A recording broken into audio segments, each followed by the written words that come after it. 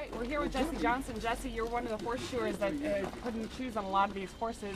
What kind of shoes are you putting on them? I like to put on a shoe that has borium. Borium is a cleat that I weld on. It's made out of industrial diamond, and so it's basically diamond that's not high-grade jewelry diamond, and it comes in a brass tube, and it has some orange powder that's a flux. That flux makes it so it actually welds to the shoe and not just to the hot, scaly part of the shoe.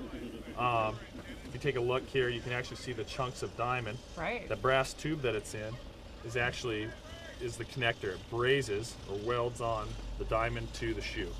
I like these because it gives you the traction. You never know what kind of conditions you're going to be running on. It's middle of winter, so often you run on ice or snow. Or so some of these other competitors, what else are they using? I mean, is this the only thing that's out there? No, you can there's a lot of people that drill and tap cleats in just like a jumping horse, or they drill and then you can pound in some smaller cleats. Those are good.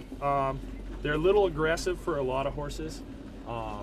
If you get too much traction, the likelihood that you're going to pull and sprain soft tissue. Oh, sure, because it would grab and then twist. Yeah, and twist, exactly. So, okay. Yeah, so to me, this is good.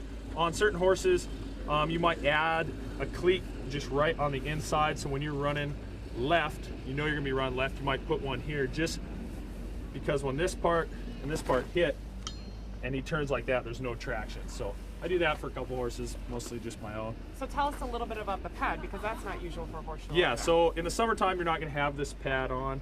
This is called a popper pad. It's just black plastic. The reason you put these on is because the snow, the heat of the foot will melt the snow, and then the cold of the steel horseshoe will actually freeze it. So you'll get big ice balls, sometimes up to 12 inches thick. Obviously, that's not going to facilitate aid in running of any sort. So this is my standard ski joring shoe. It's a great shoe. It does the job. You have good traction. These are just old nails, but this is what you're going to see on the bottom of a horse's foot. And these shoes last? You can reset these probably 3 years easily.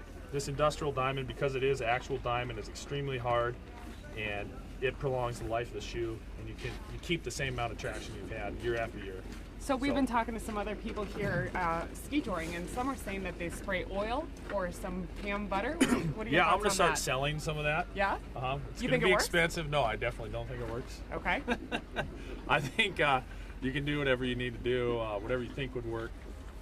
Maybe in the short term, but I can't imagine that oil would have, at high speed, sure, rough ground, it's going to wear off after about 3 strides. I think everybody's got a little bit of theory and maybe a little bit of luck, and we'll see who the winner is today. Yeah, Thanks good deal. for your time. You got it. Thank you.